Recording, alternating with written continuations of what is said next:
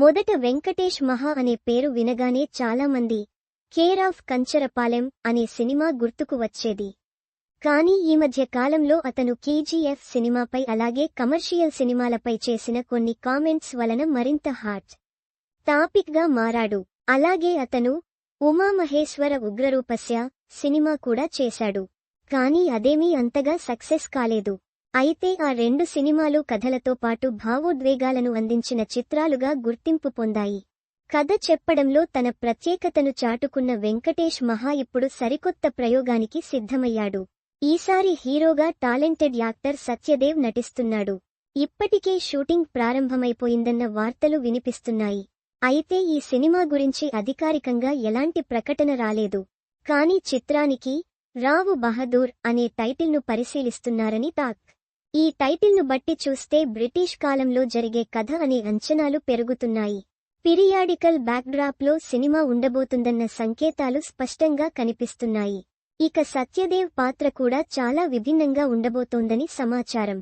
Look, characterisation అన్నీ కొత్తగా plan చేస్తున్నట్లు తెలిసింది. సత్యదేవ్ ఓ మంచి నటుడే కాని కమర్షియల్ విజయం మాత్రం ఇప్పటివరకు పెద్దగా రాలేదు. అలాంటప్పుడు వెంకటేష్ మహా తెరకెక్కించే ఈ సినిమా అతని కెరీర్లో కీలకంగా మారే అవకాశముంది. ఈ సినిమాకి దాదాపు 25 కోట్ల రూపాయలు బడ్జెట్ పెట్టడం గమనార్హం.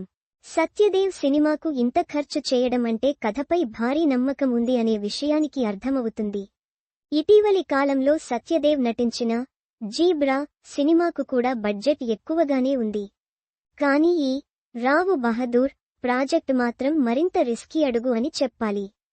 వెంకటేష్ మహా మొదటి 2 సినిమాలు సున్నితమైన ఎమోషన్లతో కూడిన కథలు.